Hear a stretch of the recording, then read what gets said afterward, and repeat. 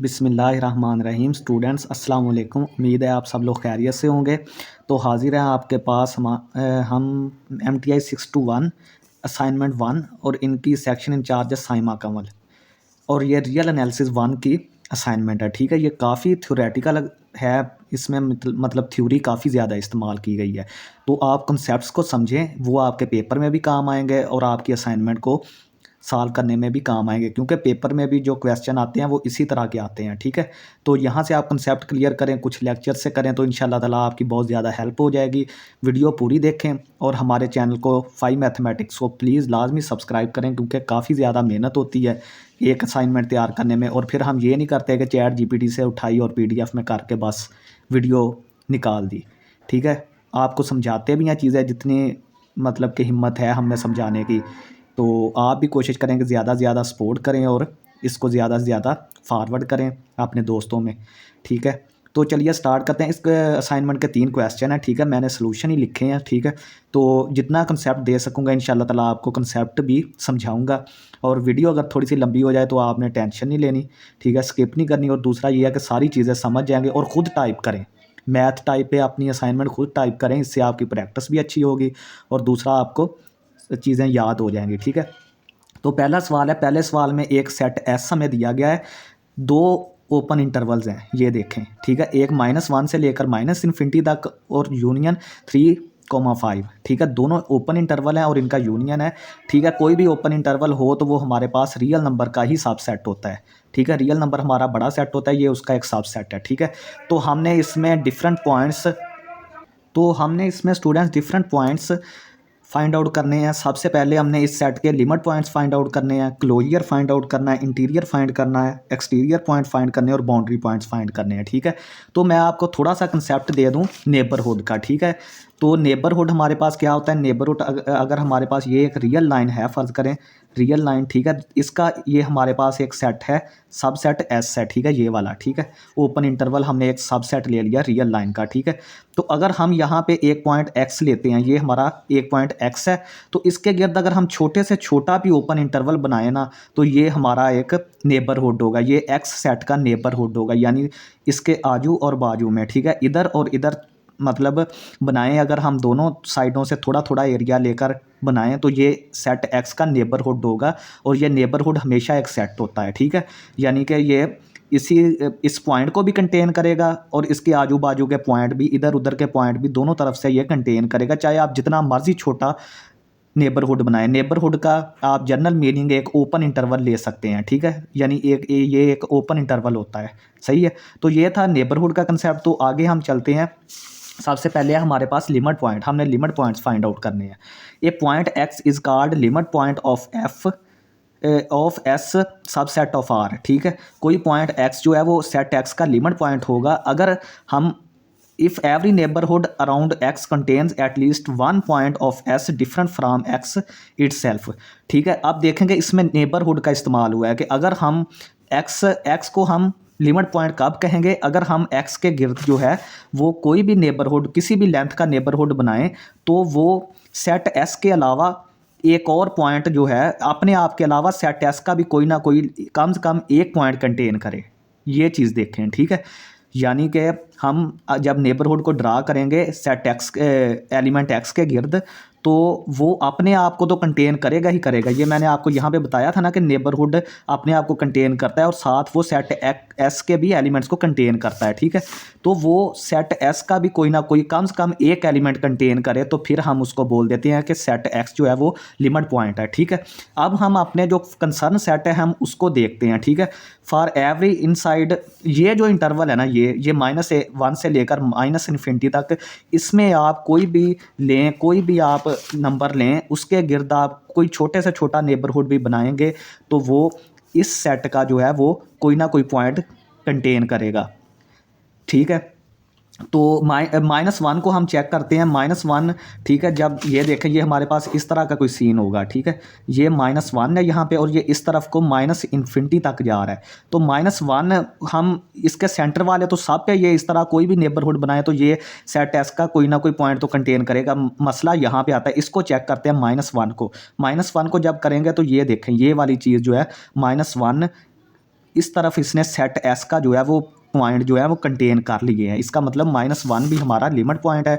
इसी तरह जो 3,5 है, ठीक है। अब लिमिट पॉइंट्स में सारे पॉइंट्स इंक्लूड होंगे, यहाँ पे -1 इंक्लूड नहीं था गिवन सेट में, लेकिन हमने यहाँ पर -1 जो है वो भी कंटेन कर दिया। लिमिट पॉइंट्स में -1 भी कंटेन हो जाएगा, ठीक है, क्योंकि ये भी लिमिट पॉइंट है, तो इसलिए ये क्लोज ब्रैकेट आई है -1 के साथ, ठीक है। तो ये सारे पॉइंट्स होंगे, साथ -1 भी इंक्लूड हो जाएगा, क्योंकि मैंने आपको समझा दिया है। फॉर 3,5 एवरी इनसाइड पॉइंट, इसमें भी 3,5 में भी आप इनके दरमियान जो मर्जी पॉइंट ले लें, ठीक है, वो लिमिट पॉइंट ही बनेगा, ठीक है।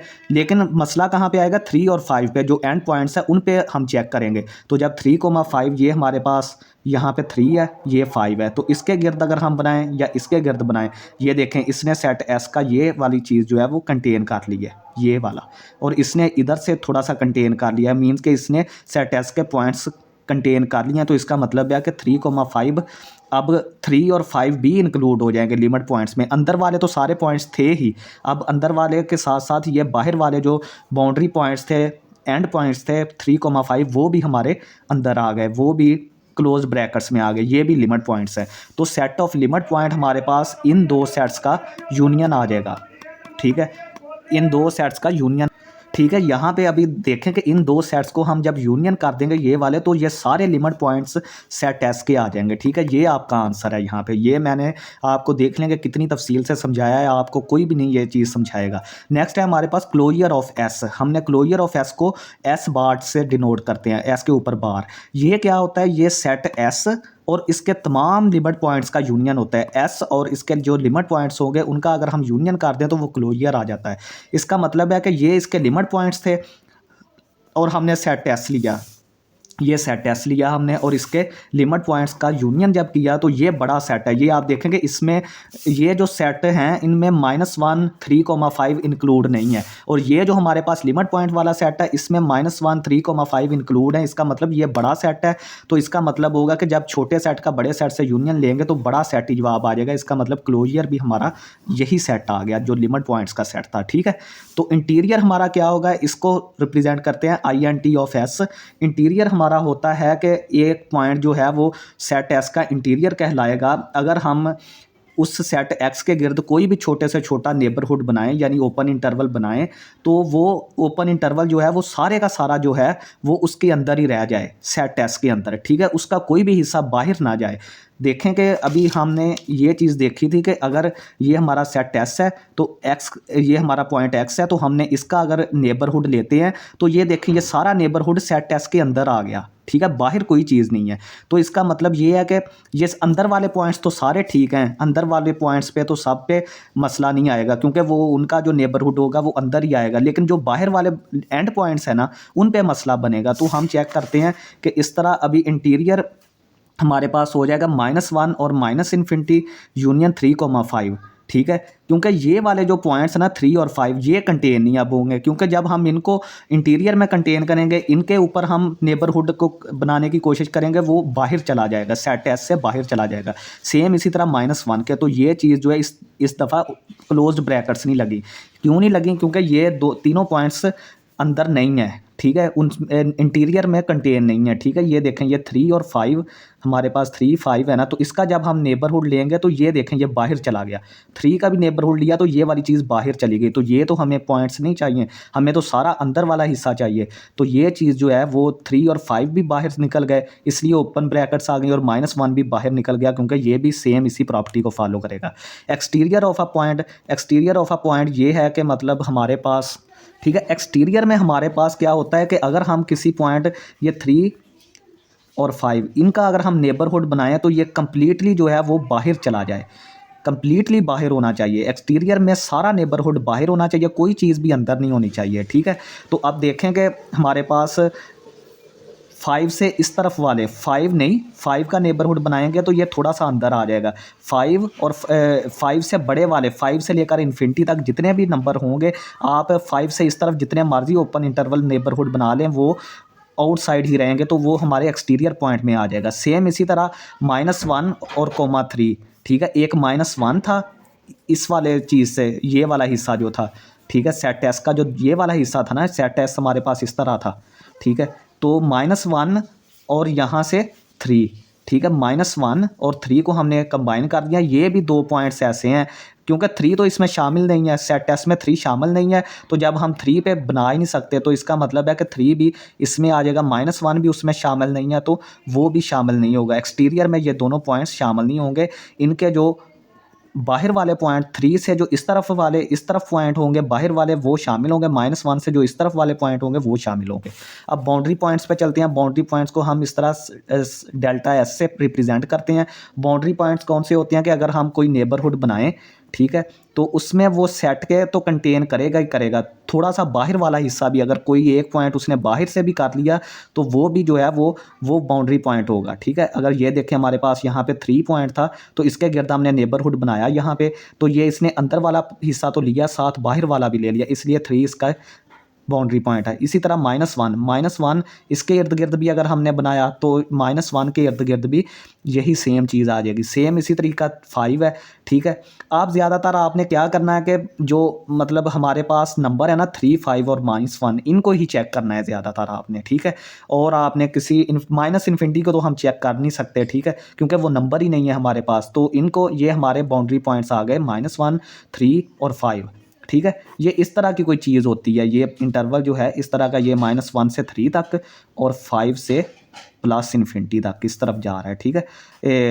ठीक है, कोई इस तरह की चीज़ है, ठीक है। तो 5 को हम चेक करेंगे, वो हमारा जब नेबरहुड बनाएंगे तो ये बाहर और अंदर वाला दोनों पार्ट को कंटेन करेगा। सेम इसी तरीका 3, -1 भी, ठीक है। ये थे इसके बाउंड्री पॉइंट्स। ये स्टूडेंट्स देखेंगे कितना लंबा अभी क्वेश्चन 1 हुआ है। अभी क्वेश्चन 2 की तरफ चलते हैं। हमारे पास एक सीरीज़ है summation n is equal to 1 to infinity an where an, ये जो चीज़ है वो इसके इक्वल है, ठीक है, इसके इक्वल है ये चीज़। तो अब हम क्या करेंगे, हमने बताना है कि ये सीरीज़ कन्वर्ज करती है कि डाइवर्ज करती है, ठीक है। तो ये देखें कि हमने ये वाली चीज़ जो है वो चेक करनी है। पहले ये वाली चीज़ को हम लेट कर लेते हैं cn के बराबर 2 + sin n π/2, ठीक है। तो यहाँ से sin n पाई जो है वो 1 0, -1 0, ठीक है। जब आप n की वैल्यू 1 से लेकर इन्फिनिटी तक पुट करेंगे, 1 2 3 4 सो ऑन इन्फिनिटी तक पुट करेंगे, तो आपको ये तो अंदाज़ा है कि साइन और कॉज की जो मैक्सिमम और मिनिमम वैल्यू है ना वो 1 और -1 है। वो दो वैल्यूज़ तो ये आ गई हमारे पास। तो एक हमारे पास जब हम पुट करते हैं ना 2, इसको 2 पुट करते हैं तो ये हमारे पास 2 से साइन पाई 0 हो जाता है। इसी तरह 4 पुट करते हैं तो 2 पाई हमारे पास 0 हो जाता है। इस तरह ये इन तीनों वैल्यूज़ के दरमियान ही रहती है। ये वाली वैल्यू जो हमारी है वो इन 4 वैल्यूज़ के दरमियान 1 0 -1 0 इनके दरमियान ही रहती है। फिर अगेन ये 4 वैल्यूज़ रिपीट करना स्टार्ट कर देती हैं, यानी 1 2 3 4 के लिए हमारे पास ये वैल्यूज़ आती हैं। फिर जब 5 से करते हैं तो फिर ये वाली चीज़ स्टार्ट हो जाती है। तो मैंने लिखा है कि this pattern repeats after every 4 terms, ठीक है। तो ये पैटर्न जो है वो हर 4 टर्म्स के बाद यही पैटर्न रिपीट हो रहा है, ठीक है। तो यहाँ से 100 cn हमारा किसके बराबर आ गया, ये चीज़ जो है वो इन 3 वैल्यूज़ में आती है ना, ये देखें। तो इसका मतलब है कि ये cn जो है आप इन वैल्यूज़ में अगर 2 आप जमा करें, cn की वैल्यूज़ ये आई हैं, 2 इनमें जमा करें, 2 + 1 3, 0 + 2 2, -1 + 2 -1, ठीक है। ये भी cn की वैल्यूज़ जो हैं वो इनके यही वैल्यूज़ हमेशा रहेगी। ये वाली जो 100 आन मैंने इनमें से ही कोई ना कोई वैल्यू आएगी। तो इसका मतलब ये है कि cn तो 0 को अप्रोच करेगा ही नहीं कभी भी, ठीक है। यानी कि ये चीज़ जो है वो डाइवर्ज ही नहीं करेगी। कोई चीज़ कन्वर्ज कब करती है कोई चीज़, जब वो 0 को अप्रोच करती है। तो इसका मतलब है कि an हमारा cn rn के बराबर है, ठीक है। an हमारा cn, वो जो हमने लेट किया था चीज़ को उसको cn पुट कर दिया, यहाँ पे rn पहले ही था। तो cn हमारा ये है, cn हमारा 3 और 1 के दरमियान है, ठीक है। तो यहाँ से summation an is convergent only when an approaches to 0, ठीक है। कोई भी सीरीज़ जो है वो कब कन्वर्ज करती है, जब उसकी nth टर्म जो है वो 0 को कन्वर्ज करे, तो और साथ n जो है वो इन्फिनिटी को अप्रोच करे, ठीक है। यानी हम इनको n 1 2 3 पुट करते जाएं, ये n जो है वो इन्फिनिटी को अप्रोच कर जाए और ये टर्म जो है वो nth टर्म वो 0 को अप्रोच कर जाए। फिर हम कहेंगे कि हमारी जो सीरीज़ है वो कन्वर्ज कर गई है। लेकिन हमने देखा कि cn तो जो 0 को कन्वर्ज ही नहीं कर रहा, cn तो हमेशा 3 2 1 इस तरह की वैल्यूज़ ले रहा है। तो इसका मतलब है कि जब cn नहीं कन्वर्ज कर रहा तो rn हमेशा rn कन्वर्ज करेगा। इसका मतलब है कि rn approaches to 0, it happens only, ठीक है। ये एक ज्योमेट्रिक सीरीज़ है ये वाली, तो ये उसी वक्त कन्वर्ज करती है। ये आपने एफएससी में पढ़ी होगी कि ये उसी वक्त कन्वर्ज करती है जब r का मॉड <1 हो, ठीक है, क्योंकि आर की वैल्यूज़ जब आप यहाँ पे 1 से छोटी करेंगे, एन जब 1 से 2 अप टू इन्फिनिटी बढ़ता जाएगा तो ये वैल्यू बहुत छोटी होती जाएगी, अनकरीब ये 0 को पहुँच जाएगी। तो ये हमारे पास ए एन का माड, ये हमने दोनों तरफ माड ले लिया इस इक्वेशन का, ठीक है। तो सी एन का माड लहदा आर की पावर, आर का माड लहदा ऊपर एन, लेस दैन किससे लेस दैन है 3 आर की आर एन, ठीक है। यहाँ से ये देखें इसकी छोटी से छोटी वैल्यू ये किसको कन्वर्ज कर रहा है, इसको 3 को कर रहा है। ये इस तरफ तो ये 1 से एंड सो ऑन बड़ा है, लेकिन हमने छोटी वैल्यू लेनी है जिसको ये कन्वर्ज कर रहा है सी एन। तो ये छोटी वैल्यू 3 है, ये तो इस तरफ वाली 1 2 3 अप टू सो ऑन बड़े हैं सारी, तो 3 हमने ले लिया, आर एन हमारा वैसे ही आ गया। तो as n approaches to infinity, तो ये हमारे पास एक सीरीज़ का कंपेरिजन टेस्ट होता है जिसमें हम दो सीरीज़ को कंपेयर करते हैं, ठीक है। जब ये वाली सीरीज़ जो है, ये वाली सीरीज़ जो है वो जब आर लेस दैन 1 होता है तो ये कन्वर्ज कर जाती है। अब ये देखें कि ये बड़ी सीरीज़ है, साथ एन अप्रोचेस टू इन्फिनिटी भी करवाना है आपने। ये बड़ी सीरीज़ है और ये छोटी सीरीज़ है। जब बड़ी सीरीज़ कन्वर्ज कर गई तो छोटी सीरीज़ ऑटोमेटिकली कन्वर्ज कर जाएगी, और ये ए एन किसके बराबर है, इसके बराबर है। तो इसका मतलब है कि summation a n converges when r mod less than 1, ठीक है। ये कंपैरिजन टेस्ट था। तो नेक्स्ट हमारे पास क्वेश्चन 3 है, इसका सोल्यूशन देखते हैं। हमारे पास एक एफ ऑफ एक्स है, x square root g of x हमारे पास 9 minus x square over x plus 1 है। हमने यहाँ composition of two function find out करना है, एफ ऑफ जी। तो हम इसको कैसे लिखते हैं, f into g of x, ठीक है। यानी अब हमने एफ किसका फंक्शन बना दिया है, पहले एक्स का था, अब जी ऑफ एक्स का फंक्शन बना दिया है। यानी जहाँ पे हमारे पास एक्स, एफ ऑफ एक्स में जहाँ पे एक्स था हमने उस जगह पे जी ऑफ एक्स पुट कर दिया। हमने इसकी f of g of x की जो है कंपोजिशन फंक्शन की कंटिन्यूटी चेक करनी है, ठीक है। हमारे पास एफ ऑफ एक्स ये है, और ये आपने देखना है कि ये किसके लिए डिफाइंड होता है, जब भी हमारे पास x जो है वो greater than or equal to 0 होगा। क्योंकि अगर लेस देन 0 होगा तो ये इमेजिनरी नंबर कम्प्लेक्स नंबर बन जाएगा, अंडर रूट के नीचे माइनस नहीं आना चाहिए, इसमें आप 0 पुट कर सकते हैं और 0 से बड़े नंबर पुट कर सकते हैं। जी ऑफ एक्स हमारा डिफाइंड कब होता है, जब x नॉट इक्वल टू -1। जब आप यहाँ पे -1 पुट करेंगे तो ये इन्फिनिटी को अप्रोच कर जाएगा, जो कि अनडिफाइन हो जाएगा। तो यहाँ पे हमने इसकी कंपोजिशन बना ली, यानी जहाँ पे x, एफ ऑफ एक्स में यहाँ पे x था ना, उसकी जगह पे हमने जी ऑफ एक्स पुट कर दिया। तो यहाँ पे सिर्फ x था, साथ अंडर रूट था, तो हमने x की जगह पे जी ऑफ एक्स पुट किया और ऊपर अंडर रूट आ गया, ठीक है। अब f of g of x जो है वो कब डिफाइंड होगा, जब ये वाली चीज़ जो है वो ग्रेटर देन इक्वल टू 0 होगी। क्योंकि ये देखे ना हमने, ये अंदर स्क्वायर रूट के अंदर आ गई है ये चीज़, तो जब अंदर आ गई है तो ये चीज़ greater than or equal to 0 होनी चाहिए, जिस तरह मैंने x के लिए बताया था आपको। तो यहाँ एक और कंडीशन है कि ये x जो है वो -1 भी नहीं होना चाहिए, -1 भी होगा तो ये अनडिफाइन होगा। तो हमने इसको खोल दिया। अब हम क्या करेंगे, हम इसका जो ये वाली जो इनइक्वालिटी है ना, ये वाली, इसको सॉल्व करेंगे। तो इसको सॉल्व किया, ठीक है। जी ऑफ एक्स की जगह पे हमने ये वाली चीज़ पुट की, उसका स्क्वायर खोल दिया, नीचे ये आ गया, ये greater than or equal to 0 होनी चाहिए। अब क्रिटिकल पॉइंट्स कौन होते हैं, क्रिटिकल पॉइंट्स वो होते हैं जिन पे फंक्शन 0 हो जाए या इन्फिनिटी बन जाए। तो ये -3 है, एक क्रिटिकल पॉइंट यहाँ पे पुट करेंगे तो ये सारी चीज़ 0 हो जाएगी। 3 है, यहाँ पे पुट करें तो ये 0 हो जाएगी। -1 है, यहाँ पे पुट करें तो अनडिफाइन हो जाएगा, ठीक है। अब हम इनके इंटरवल, क्रिटिकल पॉइंट्स के इंटरवल देखेंगे कि कहाँ से लेकर कहाँ तक ये फंक्शन की वैल्यू किस तरह की होती है, बिहेवियर क्या है फंक्शन का। तो -3 इंक्लूडेड -इन्फिनिटी तक ये फंक्शन जो जी ऑफ एक्स है ना, वो हमारा पॉजिटिव रहेगा, यानी g of x greater than or equal to 0। जैसे ही हम -3 -1 पुट करेंगे ये नेगेटिव हो जाएगा, ये आप यहाँ पे पुट करके देख सकते हैं। -1,3 जैसे ही पुट करेंगे ये हमारा पॉजिटिव रहेगा। तो 3, ∞, 3 से लेकर इन्फिनिटी जब भी पुट करेंगे तो ये हमारा लेस देन 0 नेगेटिव हो जाएगा। नेक्स्ट हमारे पास है कि जी ऑफ एक्स जो है वो greater than or equal to 0 किन के लिए है, वो इन दो इंटरवल्स के लिए है। तो इन दोनों इंटरवल्स का आप यूनियन ले लें, ठीक है। तो आई थिंक यहाँ पे क्लोज्ड ब्रैकेट आएगी यहाँ पे, ठीक है। इन दो इंटरवल्स का आप यूनियन ले लें, जी ऑफ एक्स जो है वो इन दो इंटरवल्स के यूनियन के लिए greater than or equal to 0। ये देखें हमने यहाँ पे देख लिया ये चीज़। तो -1 इसमें एक्सक्लूडेड है, नहीं है इसमें, क्योंकि ये देखें ओपन ब्रैकेट लगी है, तो इसका मतलब -1 नहीं है हमारे पास। तो f of g is continuous whenever both are defined and g of x is greater than 0, ठीक है। तो एफ ऑफ जी जो कंपोजिशन फंक्शन होगा वो कब कंटिन्यूस होगा, जब ये दोनों फंक्शन जो हैं एफ और जी दोनों जो डिफाइंड हो और साथ जी ऑफ एक्स, क्योंकि ये वाली चीज़ जो है वो जी ऑफ एक्स के बराबर है ना, ये हमारी greater than or equal to 0 होनी चाहिए। ये अगर छोटी हो गई तो समझे ये कम्प्लेक्स नंबर बन गए, क्योंकि एफ ऑफ जी हमारा ये है, f of g is continuous on, तो ये इंटरवल, इसी इंटरवल पे जो एफ ऑफ जी है वो हमारा कंटिन्यूस होगा, ये जो इंटरवल हम निकाल के आए हैं। तो इसमें -1 जो है वो बिलोंग नहीं करेगा, ठीक है, वो बिलोंग नहीं करेगा एक्स, ठीक है। तो जी ऑफ एक्स कंटिन्यूस है for all x is equal to -1, x is not equal to -1, जहाँ पे ये एक्स -1 होगा वहाँ पे डिसकंटिन्यूस हो जाएगा। और एफ ऑफ एक्स जो है वो कंटिन्यूस होगा for all x greater than or equal to 0। तो ये था स्टूडेंट MTI 621 का सॉल्यूशन असाइनमेंट 1 का। साइमा कवन वाले स्टूडेंट्स इनको सॉल्व करें और खुदारा वीडियो को पूरा देख के चैनल को सब्सक्राइब करें, बहुत ज़्यादा मेहनत होती है, ठीक है। ये जो कंसेप्चुअल हैं असाइनमेंट्स वो भाई कोई यूट्यूबर भी इनको हाथ नहीं डालता। अल्लाह का शुक्र है कि आपका भाई जो है वो आपके लिए जो कंसेप्ट भी समझा रहा है, आपको असाइनमेंट भी हल करके दे रहा है, तो पेपर्स में भी हेल्प आउट होगी। तो प्लीज़ हमारे चैनल को लाजमी सब्सक्राइब करें, ठीक है, और दोस्तों में शेयर करें। बहुत शुक्रिया स्टूडेंट्स, अल्लाह हाफिज़।